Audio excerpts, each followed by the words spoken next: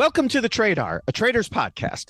My name is David Bloomberg, and I'm obviously not Matthew, as should be clear by my lack of a Scottish accent. Many of you may know me from my previous guest appearances on each of the Traitors US, UK, and Australia finales, plus the unforgettable US reunion episode.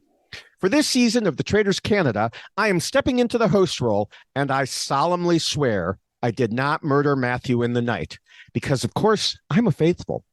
And just to prove he's still alive, look who's popped by to say hello. I'm here. I'm alive. Hello, David. Hello. I think there were some people who didn't believe me when I said that. Yes, no, I promise I am safe and sound. I am here. This is happening with my knowledge.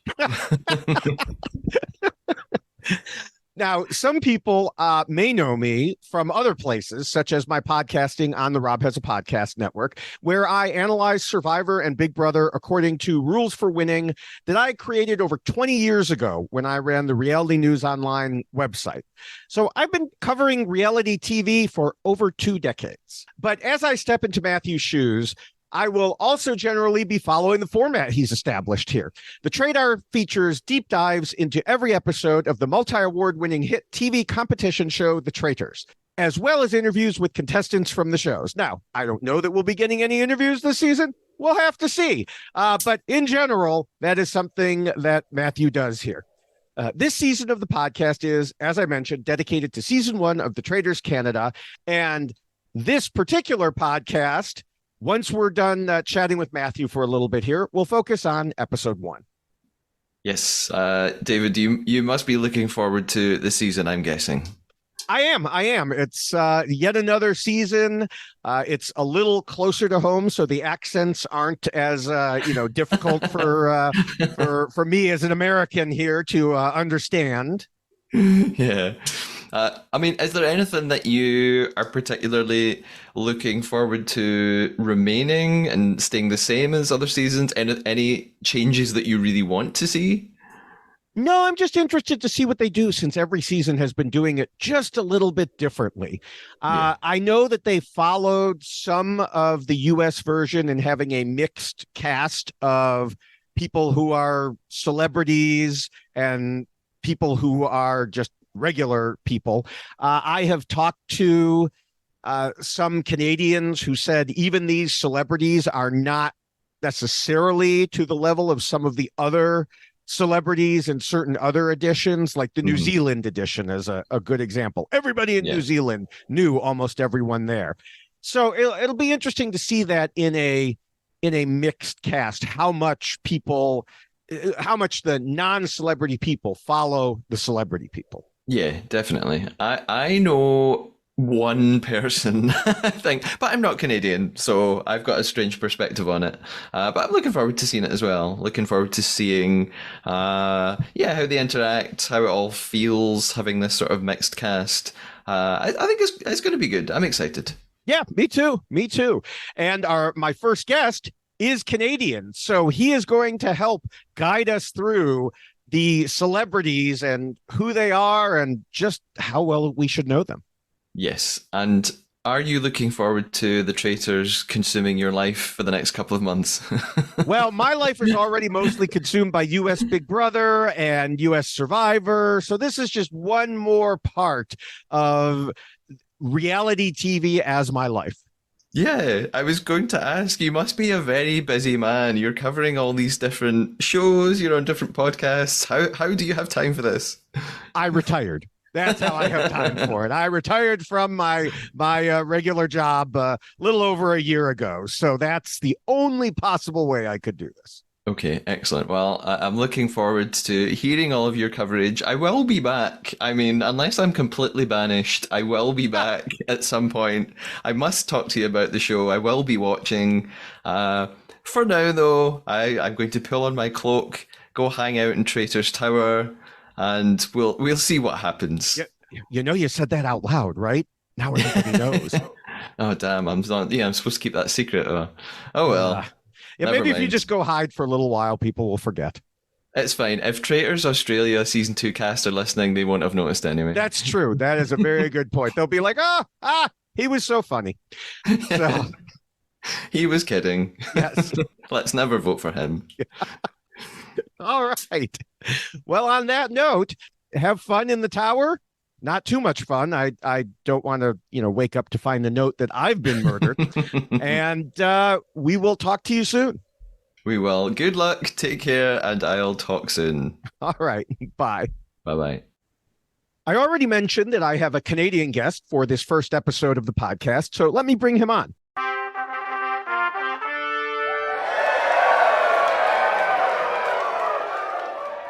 Spencer Watson is a longtime reality TV and strategy game fan. We met on Twitter a couple years ago and hit it off so well that I now appear on his podcast that has nothing to do with reality TV, but I appear there as a regular guest, and we'll talk more about that later on. Welcome, Spencer. Hi, how's it going? Good. How are you? Good, but I have a question before we get started here. Can I trust you, David? Of course. I am a faithful.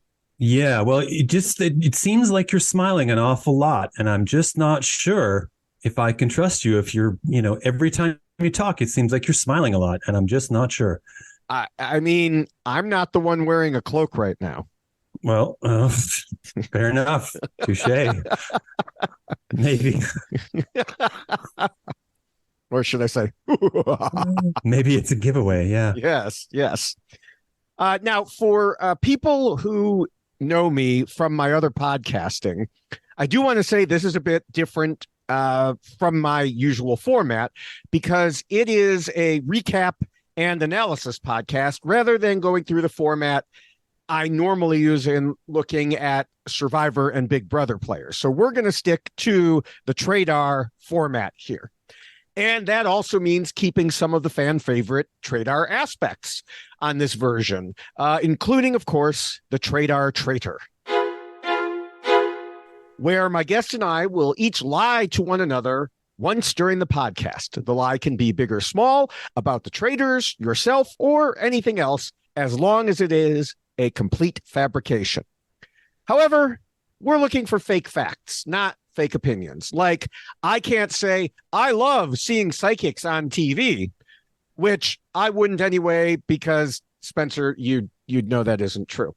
Yes. But one modification that I discussed with Matthew on the Australian season 2 finale podcast is any lie involving numbers needs to be a decent size. I would say something like an order of magnitude, or at least doubling, tripling, something like that. So I can't say I have 8 pages of notes for this episode when I really only have 7, which was a lie Matthew tried to use on me. So naughty Matthew.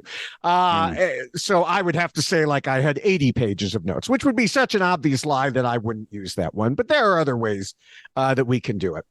At the end of the episode, we'll put our traitor hunting skills to the test and see if we can detect the other person's lie. Are you ready to betray me? Oh, yeah, I've been ready to betray you since I met you, David. Oh, my. Wow. All right. Well, in that case, our game begins now.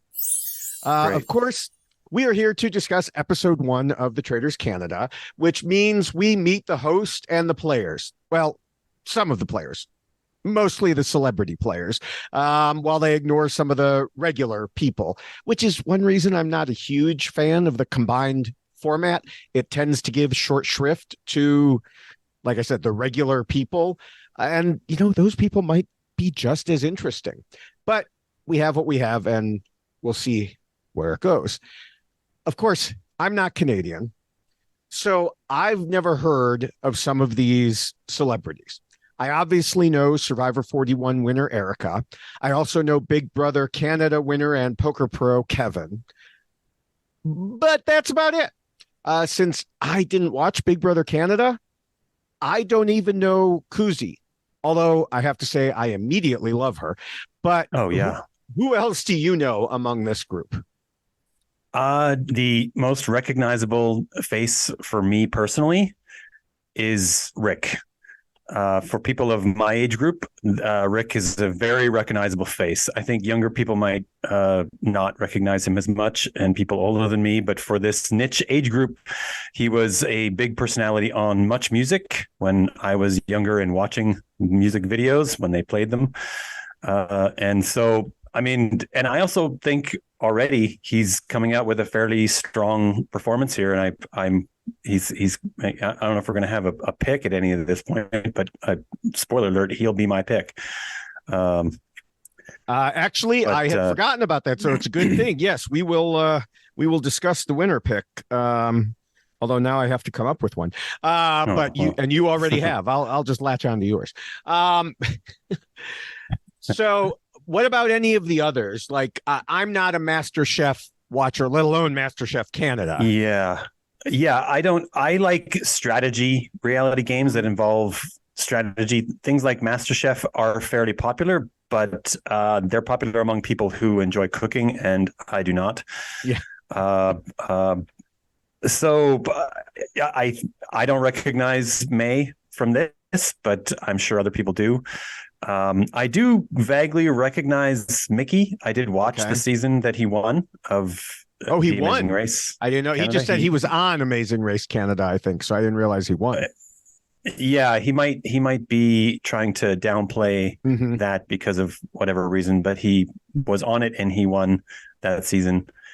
I don't recognize any of the other celebrities. I've read all their bios, so I kind of looked at what they were on, but those are the only ones that I recognize at all. You don't recognize Gurleen from Farming for Love? Nope. I don't even know what that is. Farming for Love. It's apparently it aired this year, so that's also very recent. So it could be that she just has a large following that's just now growing. It's hard to say. Yeah. All right. I also have to say I do not know at all our host, Corinne. Apparently, she is a French Canadian actress, and my understanding is she is also going to be hosting the French version of the Traitors Canada. Yes, I recognize her from two very prominent TV shows. There's been a large number of other things. I did look through her IMDb profile because I immediately recognized her and I couldn't remember where from. But I recognized her from 43 episodes of Revenge. It was a fairly large show in the US, and I certainly watched all of it. It was okay. It wasn't, really great, but it was fun. And it had a vibe kind of like this show where there was a lot of betrayal, a lot of backstabbing, and everyone on that show, like all the characters, were a little bit campy, much like a host of this show would kind of be, playing into the role. And so she's essentially playing into her character from that show. And I kind of like that. She was also on a fairly prominent show that I didn't watch, but my wife did watch, called Cardinal. And that was more recent, so people may have known her from there. Okay. Yeah. I'll just have to get to know her from watching this season, much like I got to know the hosts of most of the other versions internationally. Yeah. So other than that, we of course have a whole bunch of different people we will meet. One of them that stood out was Trevon, or I think I'm saying that right. He's a public relations specialist who was telling people he's a restaurant server so he wouldn't stand out as a threat. Now, this is something we see often on Survivor and Big Brother, and it just really strikes me as a dumb lie. Who is going to think a public relations specialist is a big threat when you have a magician, a poker pro, Big Brother player, Survivor winner?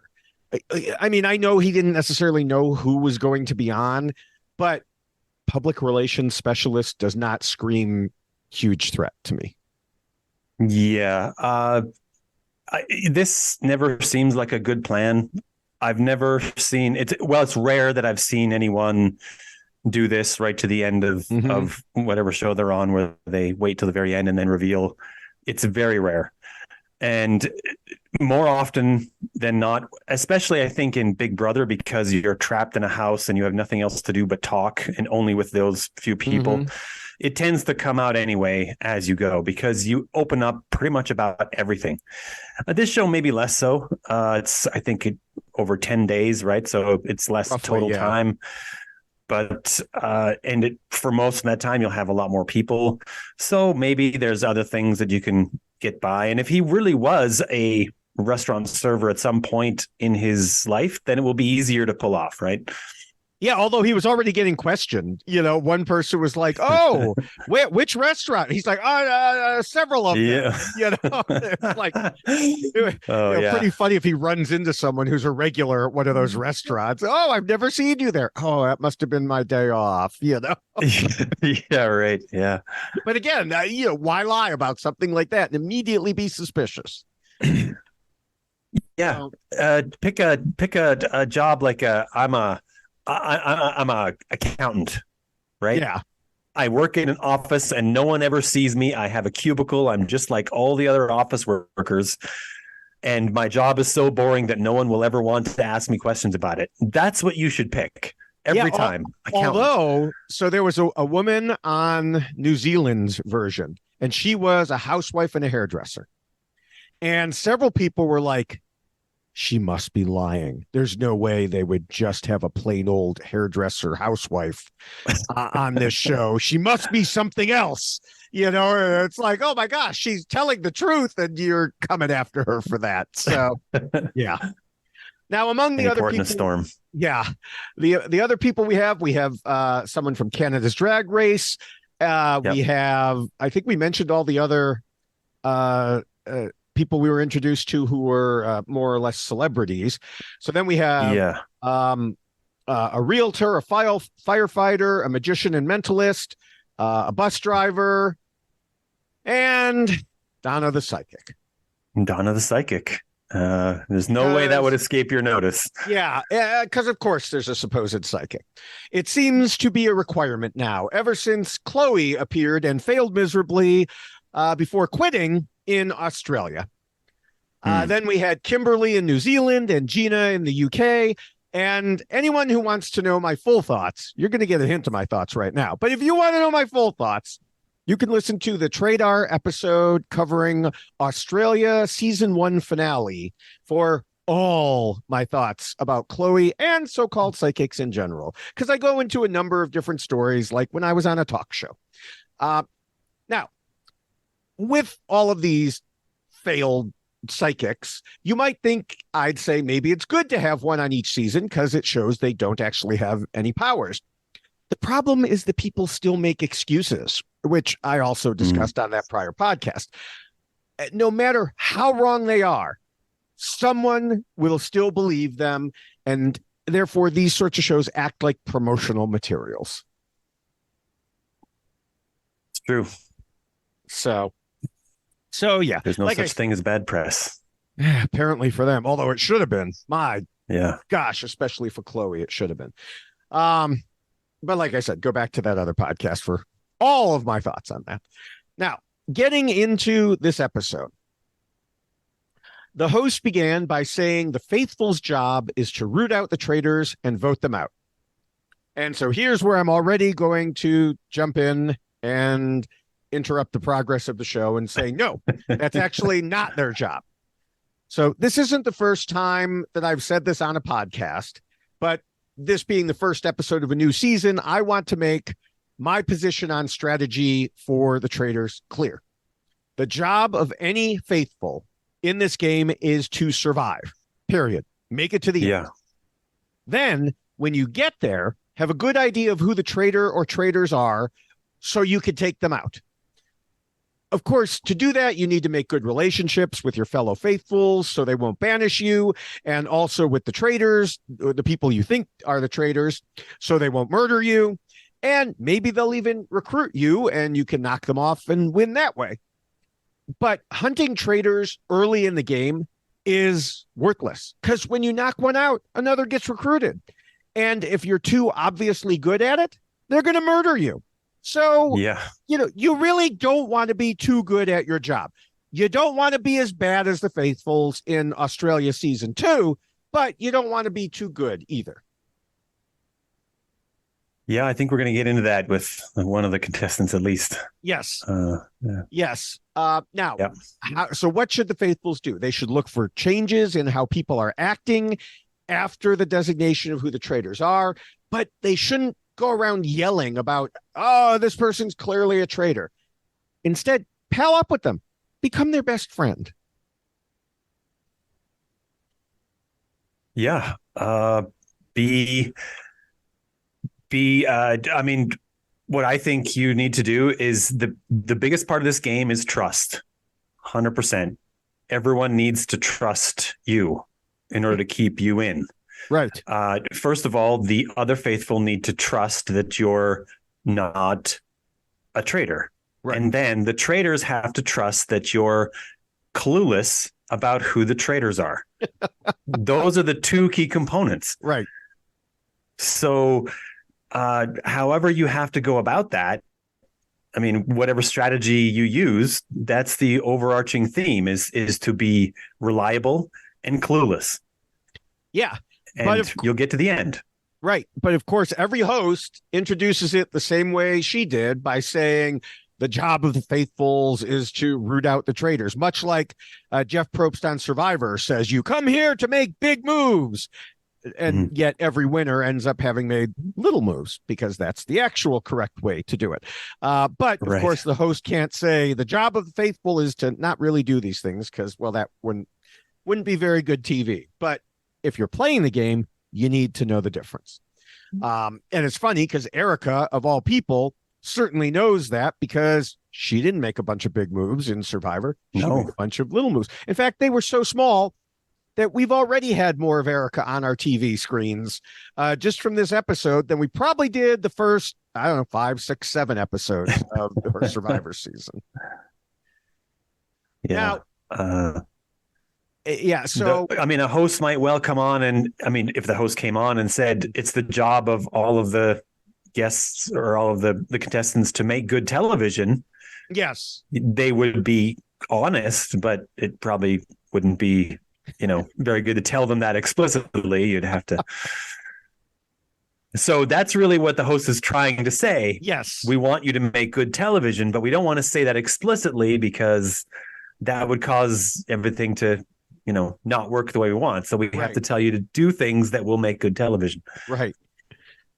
So right off the bat, before the traitors were even selected, Kevin, who is a gamer, he knew, okay, I need to, play this game a little bit differently. So he wanted to play with the reality TV people and slay the newbies. And of course, that kind of goes along with what I was saying. Some people are like, oh, alliances, you can't make them here because you don't know who's in your alliance. It doesn't matter. Really doesn't matter early on. As long as everybody can move together, that's what you need. As far as Donna, she told us she can see things that have happened, are happening, or about to happen. Personally, I bet she can't actually see any of those things. And we see that a bit later in this episode. She also said she has the ability to see things that could potentially happen, which is a meaningless statement because anyone can see things that can potentially happen. Yeah. Yeah, that's pretty vague. Which is, how by design. Yeah, exactly. All right, so it was time for the selection of the traitors. Corrine circled them all, and I like the way she kept pausing at different people as a distraction. I did worry that she was carrying a blindfold or something because I thought she was going to strangle someone sitting right at the table there. I was like, why does she have this in her hand? It worries me. Karina in this moment looked like she was just genuinely having fun. Mm-hmm. And whatever was going through her mind at the time, whether she was purposely toying with people and enjoying that torment or what it was, or she was just acting and she's just really good at it, which I also don't doubt is true. That worked for me. That was really good. She just seemed like she was just having immense fun. And then by that, I was having immense fun. It was great. Yeah. I suspect this has happened in other seasons. And I think that I've heard that, a host has done this in at least some of them, but they showed much more of it here. And that added to, like you said, the fun, the tension, and the deception even of the host. Yeah. So, but after all of that, we have our 3 traitors. We have Melissa, the realtor, Now she, was doing an interview and said she could throw people under the bus, which, yeah, we've all been there in our work life, of course. And I'm retired, so I can say that now. Then there's Kuzi, who I mentioned earlier from Big Brother Canada. I knew as soon as she was picked, I knew there was no way they'd also make Kevin a traitor. They weren't going to make both people from Big Brother Canada traitors. And, so then they moved on. And during the selection, before that final pick, I was wondering, can you really trust that Mike the Magician couldn't see with a blindfold on? I mean, that's what magicians do, is they see with blindfolds on. But then at the end, he was picked as a traitor, so I guess it didn't matter. Maybe that was their way of ensuring that he couldn't, that it didn't matter if he saw with a blindfold on, because, well, he's one of them. Then we left the room. And of course, the three traitors don't actually know who each other are yet. But Donna was immediately named off the bat as a suspect by 2 or 3 different groups. And we'll get back to that later. But I just thought it was interesting that she was picked right away. And they were, the logic that although I think Kuzi was one of the ones using the logic. So, it's distraction more than anything. It could have been distraction. Yeah. Yeah. Like, well, they'd never do that, but then would they? And then Kuzi and I discussed how you shouldn't throw out names because you might name a traitor to a traitor, which is convenient. You might give yourself away. Yeah, but it's also convenient for Kuzi to be saying, don't be throwing out names. But it is also actually good strategy because for that exact reason. Don't just walk around throwing out names. Now, right this second, like I said, the traitors don't know who each other are, but they're going to remember it. And when they eventually meet, they'll talk about it. So yeah, don't be putting a target on yourself right away. Now, Mike the Magician, traitor, was talking to Donna and pushing Kevin as a traitor. And somehow, so Donna the psychic, standing in front of a traitor who is pointing to someone else, and she didn't have alarm bells going off with an actual traitor standing right in front of her. So much for I can see what's happening now and what has happened in the past. So Colin was another suspect, apparently, and Mary immediately picked out Melissa B, having behaved differently after the selection, and Kevin nailed it right away as well. He said it's painfully obvious. Yeah. Mentioned it several times. Yeah. I mean, later he would say, my grandma, who's back in Alberta, knew that she was a traitor. That's good. I know I said faithful shouldn't immediately try to name the traitors. I might make an exception in Kevin's case because he does need to get suspicion off of him. And we have seen in previous international seasons that a good way to do that is nail a traitor right away. Okay, but that could backfire on him, right? I mean, it could. It depends. I mean, in this case, although unbeknownst to him, he has Kuzi protecting him. Well, we'll see. We'll see. I'm going to put a pin in that. We'll see next week if that's true, but that's true. I'm not convinced yet. Okay. I believe he has Kuzi protecting him. Let me put it that way. Okay, sure. It's possible. But with naming things, I mean, he's so suspicious anyway that getting a traitor out would take some of that suspicion away.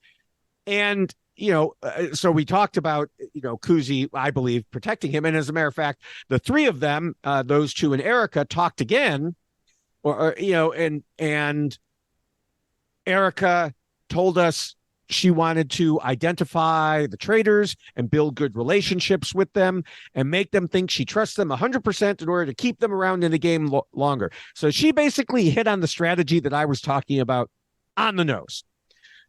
So, I mean, not surprising, she won Survivor. She's smart in these strategic games. Yeah.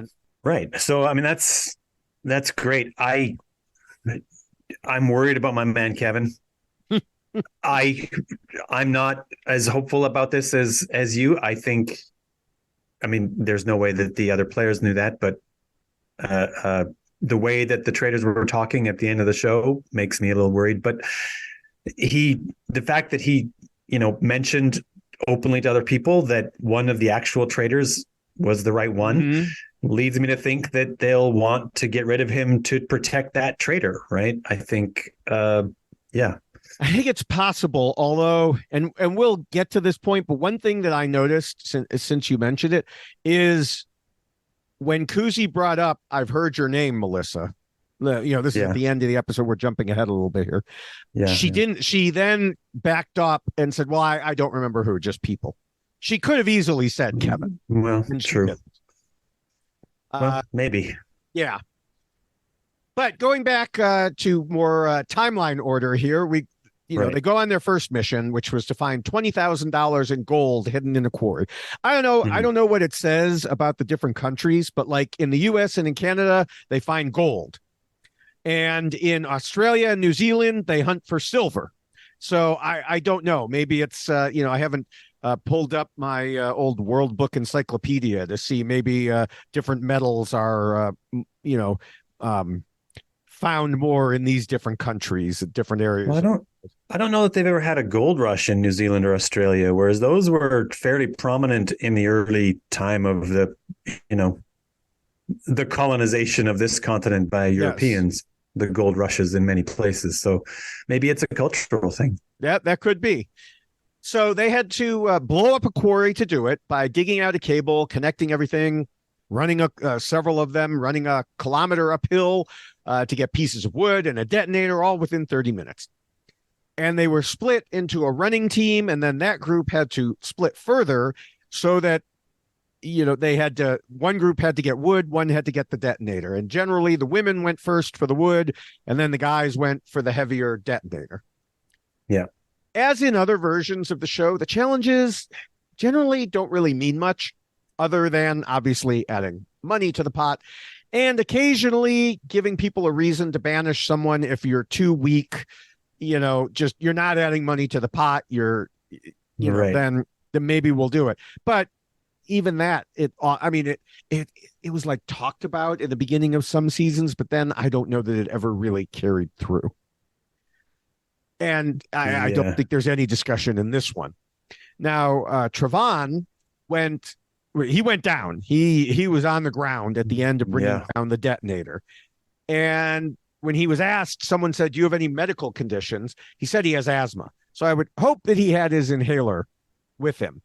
Now, I know one of the players said, well, he knows he had asthma. Why would he put himself out there like that? But remember, when he split himself off into the group, he didn't know he was going to have to run a kilometer uphill while carrying something heavy. So... Yeah, these obligations can sneak up in small steps. First, it's who is a better runner, and then who is gonna be lifting the heavier things, and who and maybe he's just not one to maybe he was intimidated by the other guys and just didn't want to say, "Oh, I don't want to do the heavier thing." I mean, that's a possible thing too, right? And sometimes you don't know. I mean, sometimes I mean, I have asthma, and sometimes, I mean, it very rarely hits me, but sometimes you don't know. And so it could have just been. It's probably some days where he would have been able to do that without a problem, and then others where he wouldn't. Yeah. And plus, it's a quarry, so I'm sure dust was kicking up, which can also trigger asthma. Right. So, yeah. But, he ended up being okay. So, they got to blow things up and they got the money in the pot. In fact, they put 20% of the overall possible prize money in the pot right at the beginning. Wow. Because they said it's up to $100,000. And I'm like, 20,000. I mean, you've got like, I don't know how many more episodes, but it's a lot more than 5. 9 more to go. Yeah. Yeah. So that's what I thought, but I know some of them have been a little bit different. And I didn't study ahead to double check that because I didn't think about it till just now. But that means some of the upcoming challenges are going to be worth significantly less. Then or we might lose the money, right? Well, that's possible. There are sometimes gambling or something like that. Although I don't think the show itself can plan on them losing the money. Yeah. Right. So I think they have to plan it out in a way that, okay, even if they win everything, here's the maximum they can hit. Yeah. So then we go to post-challenge celebration discussions. And several players talk, and we're back to Kevin again. Because we find out that Kevin pulled different people aside and said he felt really good about them, which, of course, added to the suspicions that they already felt about him just for being who he is. Right. But I think the note to take here is that he used the exact same wording with each person that he pulled aside and said this to. And they noted the wording. So that's not great either. Like they feel like he's not being genuine with each of them when he's doing this, right? Yeah. And then meanwhile, he talked to Kuzi to try to get Colin's name out there. And then Rick, who you mentioned earlier, brought the info back to Kevin about the discussions regarding him. So, then Kevin said he's there to play, and if it's intimidating, so be it. He's there to win, and he's going to play hyper-aggressive from the start. Okay. I don't understand that for the Traitors. In poker, totally get it. Okay? That often works in poker. Yeah. But I'm surprised he's taking this tactic from the start. If you already know you're going to be under suspicion, doing things to cast more suspicion on yourself does not seem like the ideal plan. Yeah. Yeah, true. It's unclear what he's thinking here. Maybe we'll get some more, interviews with him where he explains more of that, what he's thinking, or whether maybe he's just not thinking it through. It's hard to say. I mean, I'm not sure. It doesn't seem like a winning strategy to me either. Yeah, knowing who he is, knowing what he's done, it seems like he would think through the strategy better, but I don't know. Kevin, I don't know, man. I don't understand. Yeah, he had 2 seasons of Big Brother Canada, and one of which he won. And if I remember that season, I don't think he did went out strong, came out strong like this then and tried to just push his way through the game. I think he was much more subtle than this. Yeah. So it doesn't seem like it's playing to type, but I mean, maybe like you say, maybe he's playing it more like a poker game and trying that strategy. I guess, but you can make people fold in a poker game. That's the idea of a hyper aggressive strategy. To make them, get so pissed off that they call you or bet into you when you actually have something. But neither of those work on the Traitors. So, nobody's going to fold and just leave. Well, I mean, going back to Chloe again, but, other than that, it's just not going to happen. So I'm not sure. We'll have to follow this along and see where it goes. Meanwhile, Colin told Donna her name had come up, which why did she need someone to tell her that? But she went and addressed the group while crying and proclaiming herself a faithful. Some of the others hugged her, and some just kind of sat there with their drinks staring at her like, what's going on here? Yeah. Does crying work to sway you, David? It depends. Ever? I mean, sometimes in certain situations, Well, it has to be someone you have a strong rapport with, though, right? It's right. Yeah, right. But yeah, someone, crying in the middle of a game like this, you're just going to look at them and go, okay, they can cry on command. Yeah. Well, what does that mean for me? Is that or maybe they're manipulated emotionally, like easily manipulated emotionally. Maybe, I don't know. That's another thing someone could think of them. Right. Right. Either way, could play the emotion card to sway them. I don't know. Yeah. So we'll have to see where things go with her as well. Now, at the end of all this, we come to the night, and Kuzi, Mike, and Melissa were given their cloaks, and Corrine swore them to lie, deceive, and connive your way through the game. Without hesitation, murder a fellow guest every single night, and keep the secret identities of your fellow traitors. Of course, the thing is, we know the second part isn't true because unless this version is different from every other one, there will be nights when they don't murder because they recruit or there's some other twist. And the part about keeping secret the identities of their fellow traitors is also a little shaky because there have been plenty of times in international versions where traitors turn on each other. There seems to be a restriction on not being able to blatantly out them. So I'm sure that's what it means. Like they can't just say this person is a traitor, but they can do things like, boy, that person's suspicious, or other hints like that. Well, they seem to be acting kind of shady. Yes. So 2/3 of the oath there was a little shaky. Then they met for the first time, and Mike and Kuzi were less than surprised to see Melissa, and they let her know that they'd heard her name. We discussed this a little bit earlier. And again, how Kuzi kind of protected Kevin by saying, oh, I can't remember exactly who said it, which maybe is believable if you're Melissa, but maybe you're thinking, what's going on here? Well, maybe, but there were multiple people who said Melissa's name. It True. Wasn't, even we didn't just hear it from Kevin. So it's possible that that's not a full blatant lie. It's just a withholding of the truth. Yeah. So then they discuss who they're going to murder. And so Mike wanted to make a statement and get a heavy hitter, and the others seemed to agree. Kuzi, from what we saw, wanted to protect Kevin and Erica. But then Kuzi heard the part about Kevin making lots of separate allies. Now, here's the thing. I think so.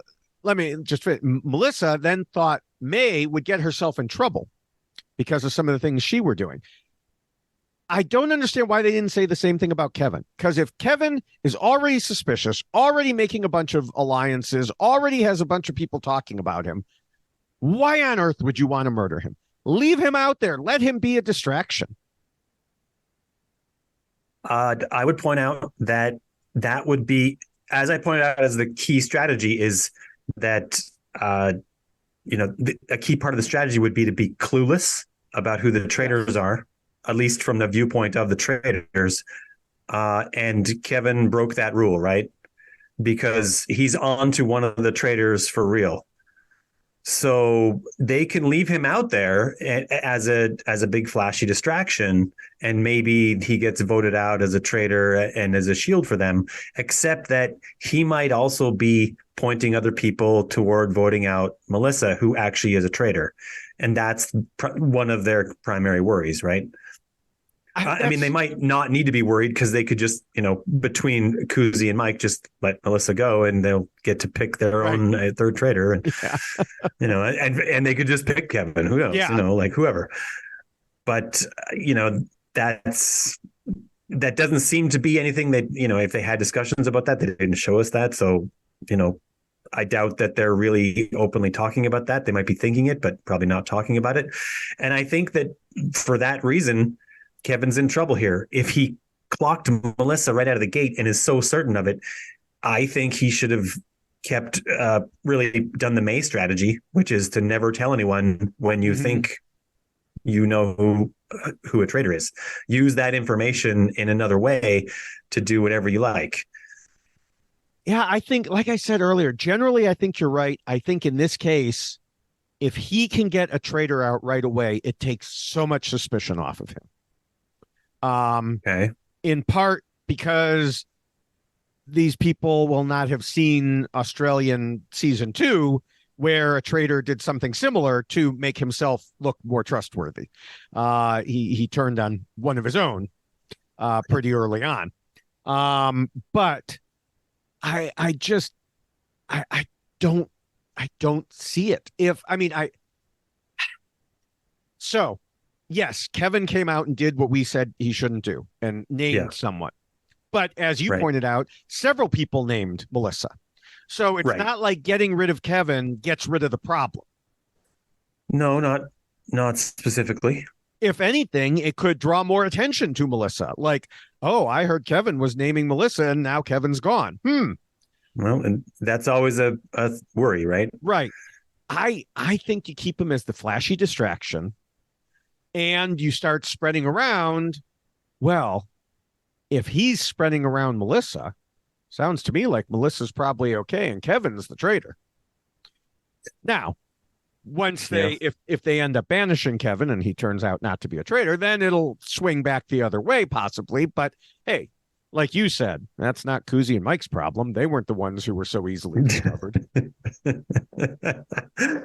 Yeah. Well, and in that way, Kuzi and Mike have, in essence, an extra shield, right? In that they have one among them who is tied to them. And they have to make sure that Melissa B sees this. I really need to say that we need to call her Melissa B, because there is another Melissa on the show who got almost no airtime at all, and we heard almost nothing from. Yeah, it's funny because they called her Melissa B, and I was thinking, oh, there must be another Melissa, and then I don't remember seeing the other Melissa. Yeah. Right. So I noted this because I am actually a fan of Stephen Fishback's note that he says there's a winner edit of Survivor. Mm-hmm. I say that there isn't a winner edit, but there is definitely a finalist edit. Mm-hmm. And there's some people, I think, who are not long for this show, because there were 3 people who we heard everyone speak at some point, but there were 3 people who spoke without any kind of title card to name who they were. I think we heard someone speak Dominic's name, but it wasn't on a title card. He did speak. I heard him speak on the second listen. I paid close attention. Melissa, I think her name is Melissa Adler. Melissa A. She spoke, but she didn't get a title card. And there was a mysterious character who had a few words that he said, but also no title card from an interview. And I believe you pronounce his name Gurpyar. Okay. So I mean, I would think like they know before they produce the show who won. They cut it together. Right. So you'd want people who are going to be in the end to at least be seen throughout. And I think they are definitely not making it into the back half of the game. With that said, we talked about Erica having won Survivor and barely being visible for much of the first part of the game. So it's possible they wanted to focus on the celebrities in the first episode because they knew all the celebrities are there for the first episode. No matter what happens, all of them are there for the first episode. So let's get them all out there, draw people in. These are the names and faces they know. Yeah. And then some of these other people may come into the mix more as the season goes on. Right. Like it's no doubt that the celebrities are going to get more airtime. Right. Right. But there were several people we heard from and not very much from, like Mary and Leroy and Crystal, for example. Mm-hmm. But they at least got a title card at some point, even for only a few seconds. It showed their name and what they do.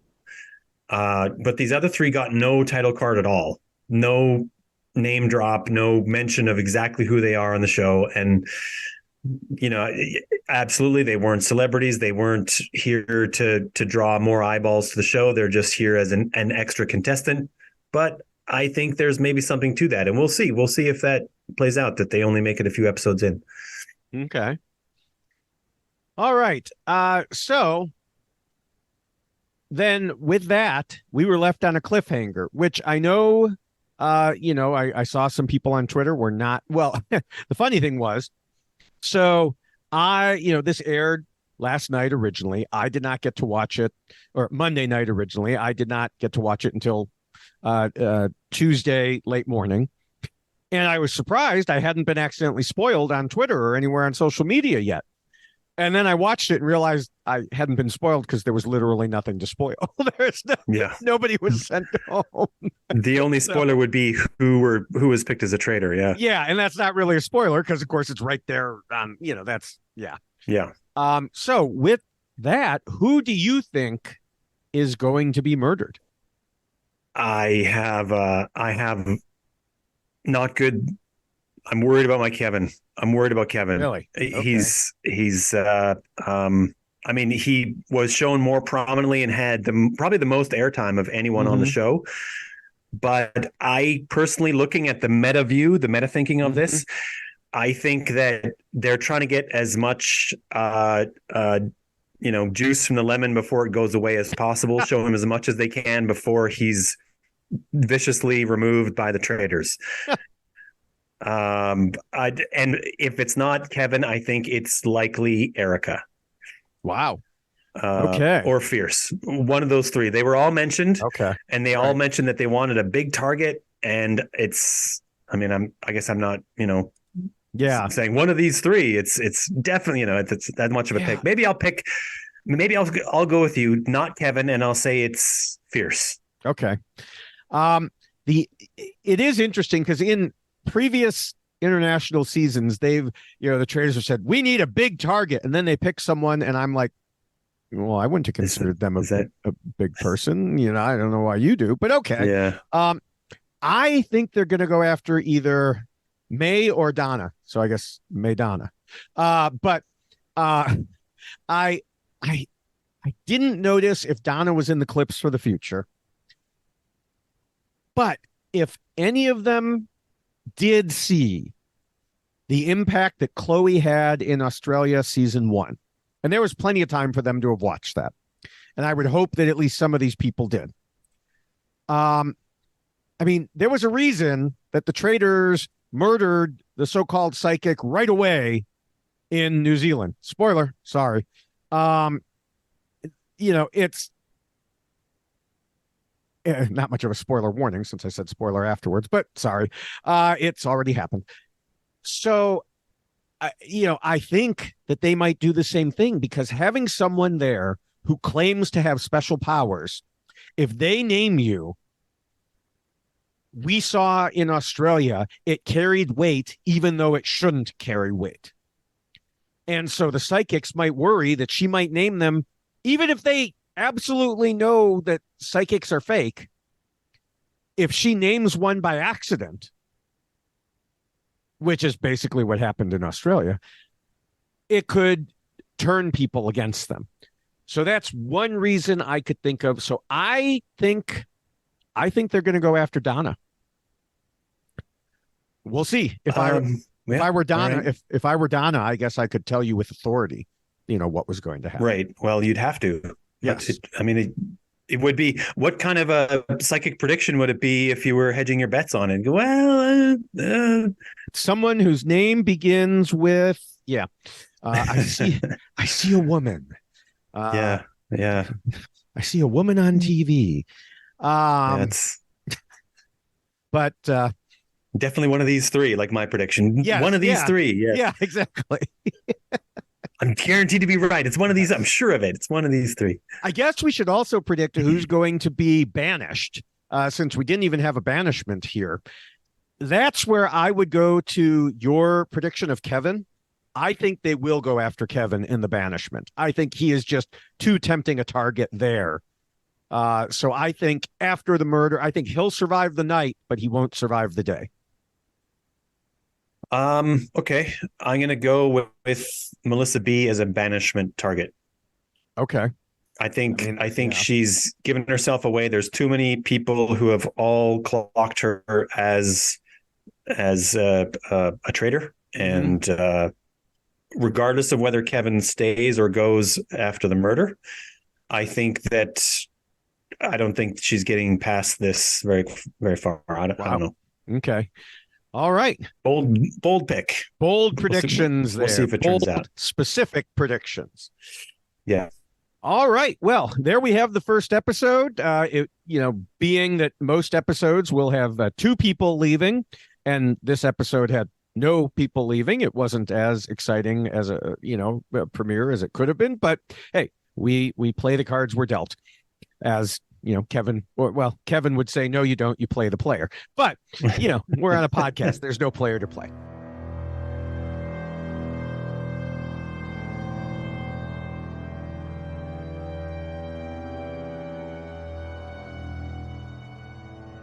So with that, before we finish up the podcast here, why don't you tell people more about, I had mentioned the Truth Unrestricted podcast, a little bit about that and where people can reach you. Sure. I do a podcast. It's called Truth Unrestricted. It would have a better name if they weren't all taken, but it's mostly about misinformation and aspects of our lives that affect our decision making, and especially with respect to how it leads us to make poor decisions. Overall, that's generally what I go for, and it's a wide range of topics, but they all lean towards that side of the coin. So you can find me at Spencer G. Watson on Twitter, Spencer Watson 39 on Threads, and Spencer G. Watson on Blue Sky. Blue Sky is the third one. Yeah, and Too many to keep up with. Discussing bad decisions, probably very appropriate for a podcast like this one too, and that's why frequently when I'm a guest on there, I tend to bring up things that are reality TV related. We'll be in the middle of discussing something serious about politics or philosophy or science, and I'll bring up Survivor or something like that. So, but it's definitely not a reality TV podcast. People should know that. But you can find that wherever you get your podcasts. Now, with that, it's time to finish the Traitor game. Ooh. Spencer, did you lie to me? I did lie to you, David. I tricked you a little bit, I think, maybe. Well, what I did, but I think you may have. Did you lie to me? I lied to you. I can try to guess yours first, but honestly, I have no freaking clue. Yeah. The only thing I can think of is that you knew that I didn't remember, because I said I didn't remember all of the names of the regular people. And I wonder if you stuck a name in there that doesn't really exist. So you're saying that they were mentioned so little that one of the names I mentioned, you're not even sure it was a name from the show? Exactly. Okay. All right. Well, I'm going to take a point for that point because those were all names from the show. I have them here. Okay. Then what was your lie? I lied to you before you mentioned the game. Oh, you can't do that. See, I said. What do you mean I can't do? Is it? Am I out of bounds? You're out of bounds. Oh, I got a foul on the play. Too. I did that one time too when I was a guest with Matthew, and then I said, and then he said, "Okay, the game starts now," and I went, darn it! I already lied to you. I have to do a new one. I'm out of bounds. Oh well, it wouldn't have mattered. I wouldn't have noticed it anyway. So what was it? Well, because I lied to you when I said that I was ready to betray you right from the moment I met you. Oh. I snuck that in right away, but oh well. And I was hoping we went into more detail about the competition, because I had this big plan to mislead you with a complicated story of explosives as they're used in mining, hoping that I could mislead you into thinking that that's definitely not a thing. Oh. But we didn't get you could have brought it up. Yeah, I could. I don't know. It just didn't seem to fit, so I just left it be. Yeah. So what do you think my lie was? I think you lied to me about some of the details about Traitors New Zealand. When you mentioned that, you mentioned Chloe and Kidding removed first, and I think you lied about that. You're close, but no cigar. Everything I said about Chloe was right. Everything I said about New Zealand was right.